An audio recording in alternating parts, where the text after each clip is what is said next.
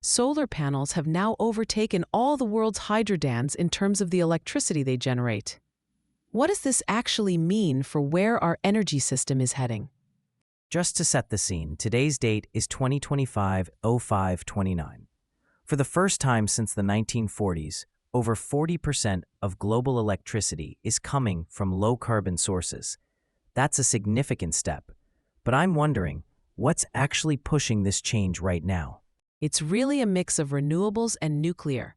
Ember's latest Global Electricity Review shows that in 2024, low-carbon sources made up 40.9% of worldwide power generation, up from 39.4% in 2023. Hydropower still leads at 14.3%. Nuclear is at 9%. Wind sits at 8.1%, and solar at 6.9%. There's another 3% coming from other renewables. So hydropower's still ahead, but when you put solar and wind together, they just passed hydro for the first time, right? Exactly. And solar really stands out here. For the third year running, it's been the biggest source of new electricity generation globally. In fact, solar output doubled over the past 3 years, passing 2,000 terawatt-hours in 2024. That's a massive number. But how much new capacity are we seeing added each year? Last year, renewables added 858 terawatt-hours of generation. To put that in context, that's almost a quarter of the United States' total annual electricity use. And solar alone added 553 gigawatts of new capacity in 2024, a 30% jump from 2023. Globally, solar capacity now stands at 2.2 terawatts. Who's driving most of this growth? Is China still out in front? Yes, China's leading by a wide margin. Last year, they added over 340 gigawatts of new solar capacity. That's 30% more than the year before. Most of this came from large-scale utility projects, about 60% of the total. Residential installations made up around 10%. China's expansion is helping meet rising demand and cut fossil fuel use, but it's also pushing them to invest more in battery storage and smarter energy grids. How's the European Union stacking up? Their progress is often seen as a benchmark. The EU is well ahead of the global average. In 2024, more than 71% of the EU's electricity came from low-carbon sources. Rapid growth in solar and wind, plus falling costs, have helped keep prices stable, even as demand increases. So the growth is record-breaking, but are there risks that could slow things down? There are. Electricity demand is climbing quickly, partly due to things like AI and higher cooling needs. In some areas, demand is actually outpacing the growth in clean power. That's one of the reasons why power sector CO2 emissions hit an all-time high in 2024, even with all the progress in clean energy. Wait, that sounds counterintuitive.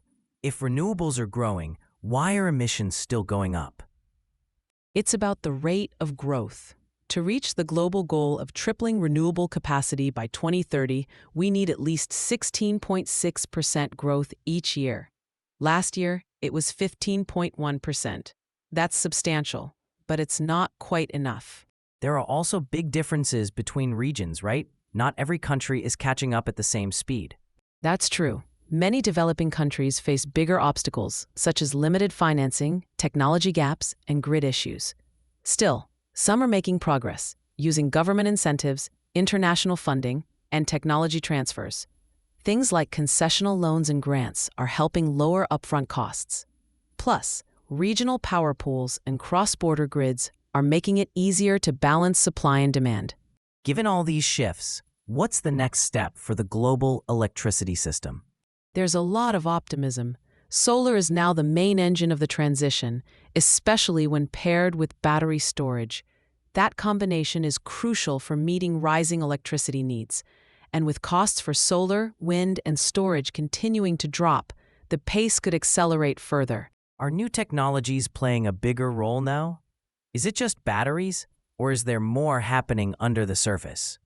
Battery storage is essential because it helps smooth out the ups and downs from solar and wind, making the grid more stable. But artificial intelligence is also really important. AI-driven grid management can predict supply and demand more accurately, respond to real-time changes, and optimize how electricity flows. This tech allows a higher share of renewables without causing grid instability. So, are we really at a turning point? Or is there a risk progress could slow down again? We're at a key moment. More than 40% of global electricity now comes from low-carbon sources. It's a significant change in how we power the world. It offers hope for climate action and opens up new opportunities for economic growth and energy security. But only if we keep pushing forward and address the remaining gaps. So, in short, we've reached an important milestone, but going forward will require even faster growth, smarter grids, and policies that include everyone. And it's bigger than just the statistics.